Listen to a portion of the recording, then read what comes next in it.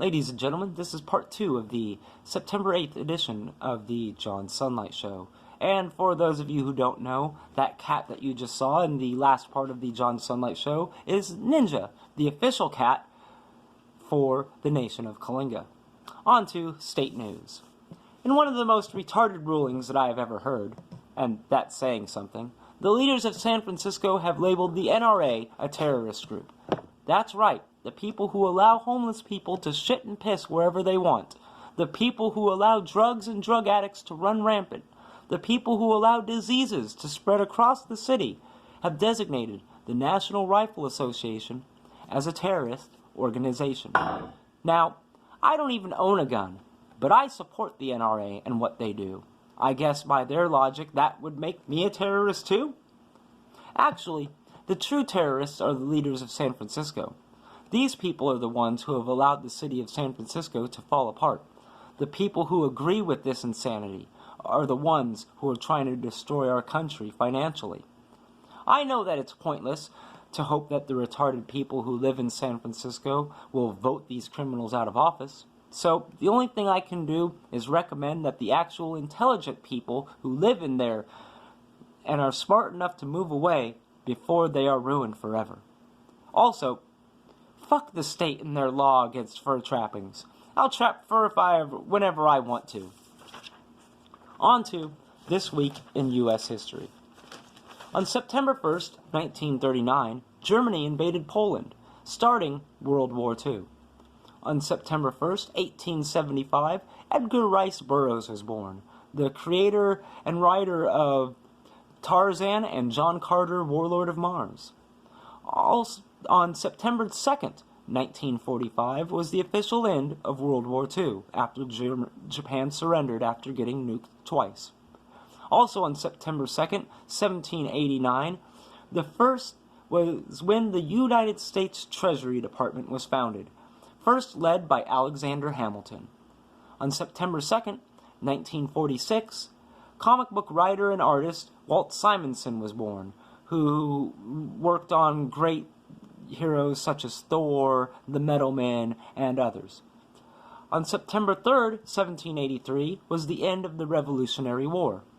September 5th, 1774, was the first Continental Congress was formed, which is the precursor to our own Congress and a precursor to our government of the United States.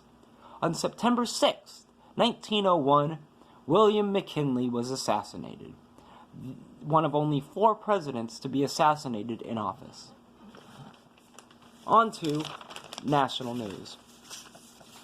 As Hurricane Dorian continues to attack the East Coast, I have to ask the question that seems no one else is willing to ask.